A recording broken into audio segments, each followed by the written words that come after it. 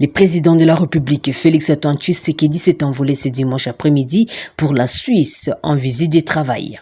Le JT carré minier de l'Est de la RDC Roubaïa est sous intense combat entre les FARDC et l'M23 qui tentent de récupérer cette partie du pays, racontent des sources qui gardent l'anonymat sur place.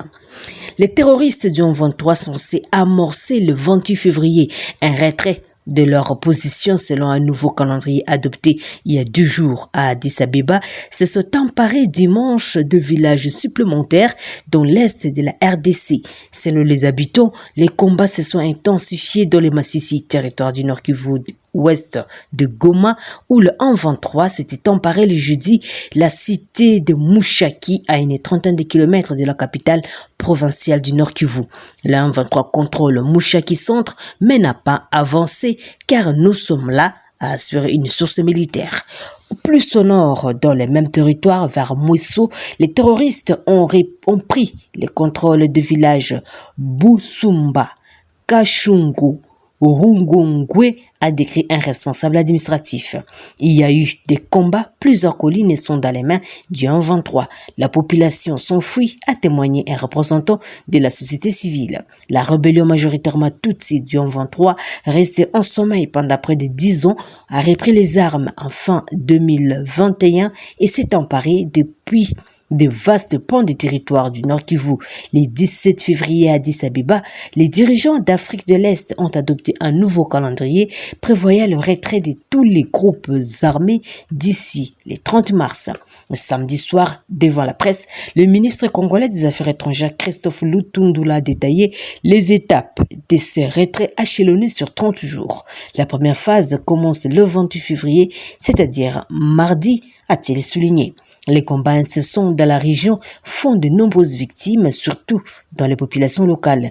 3 enfants ont été tués et 5 autres blessés en fin de semaine par des explosions d'engins abandonnés sur les champs de bataille entre cette rébellion et l'armée congolaise. L'explosion d'engins dont étaient victimes les enfants ont eu lieu dans les Rutshuru au nord de Goma. Vendredi, 6 enfants cherchaient du bois de chauffage à Rangira quand ils ont trouvé un obus non explosé, a expliqué Ambroise Biamungu, qui est le secrétaire de la localité. Ils ont commencé à jouer avec l'engin qui a explosé. Un enfant est mort et 5 autres ont été blessés et sont toujours hospitalisés. Le lendemain, à une soixantaine de kilomètres de là, 2 enfants qui gardaient des chèvres près d'une ancienne position de l'armée vers Bambo ont trouvé une grenade, pensant que c'était un avocat. Ils l'ont ramassée, a indiqué une source hospitalière. La grenade a explosé et 2 enfants sont morts. Des inquiétudes planent sur la présence soupçonnée des militaires de la force kenyane de la ville de Kisangani dans un contexte de la situation sécuritaire volatile dans l'est du pays. En effet, depuis quelques jours, des sources non officielles affirment avoir assisté au cantonnement des troupes de l'armée kenyane au camp Bauma à une dizaine de kilomètres du centre-ville avec leurs équipements. En croire une déclaration des organisations de la société civile et des mouvements citoyens réunis à Kisangani dans le cadre de la synergie mapping lors d'une rencontre tenue entre une certaine autorité de la ville et une délégation du cadre de concertation de la société civile de la Tchopo. Celle-ci a prétendu que ces troupes sont à Kisangani pour renforcer les capacités de ces éléments de la PNC. Cependant, certains militaires congolais, y compris kenyans, en revanche, cités par cette synergie de la société civile, disent en privé que les forces kenyanes seraient là pour réhabiliter les camps Bauma et Lukusa avant de former les officiers militaires congolais. Malgré ces affirmations, le flou persiste sur la vraie raison du déploiement des troupes kenyanes à Kisangani. Quelle est la vraie raison du déploiement militaire kenyan à Kisangani à près d'1 millier de kilomètres du théâtre des opérations militaires? Quel est le document ou l'accord qui autorise les éléments de l'EAC à assurer le renforcement des capacités des éléments de la police nationale congolaise, mais également de des forces armées de la République démocratique du Congo qui ne fassent pas au front au lieu de venir dans des centaines de kilomètres de ligne de front. Il en est de même pour les instructeurs kenyans, pour nos officiers. C'est un manque de respect, voire une humiliation pour nos officiers d'être formés par les Kenyans alors que les FARDC disposent des officiers formés dans les meilleures académies militaires au monde.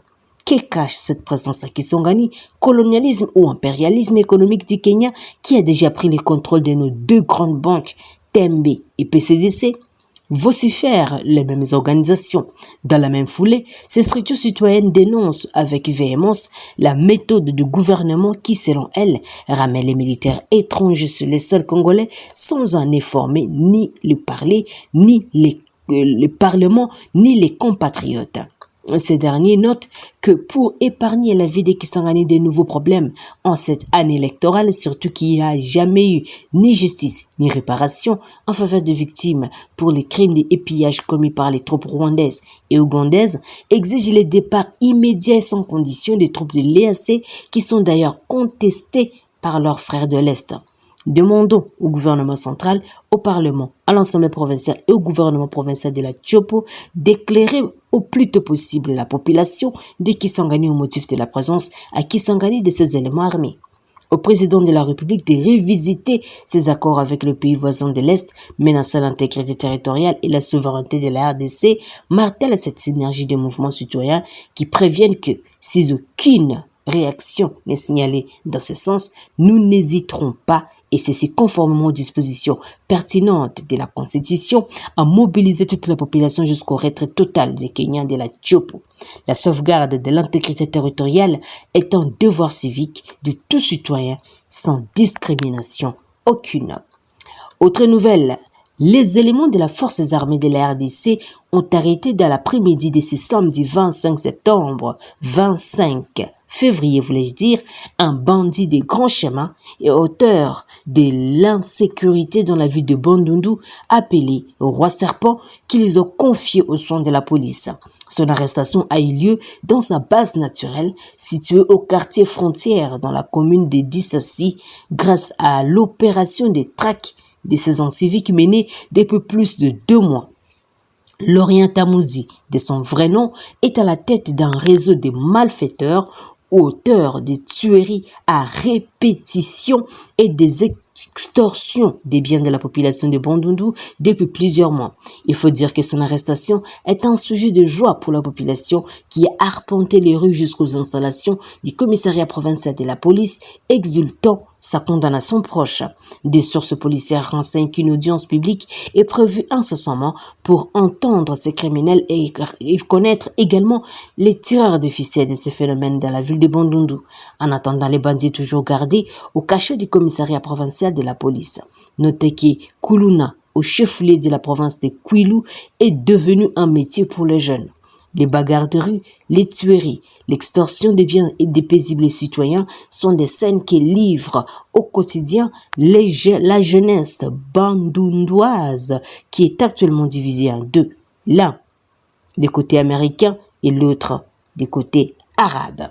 Chers téléspectateurs d'Afro-Info 243, c'est par ici que s'achève notre émission, mais nous vous promettons vous revenir pour les informations sécuritaires avec beaucoup plus de détails. Je suis Santi Chisenga depuis la ville-province de l'Ituri pour Afro-Info 243. Au revoir.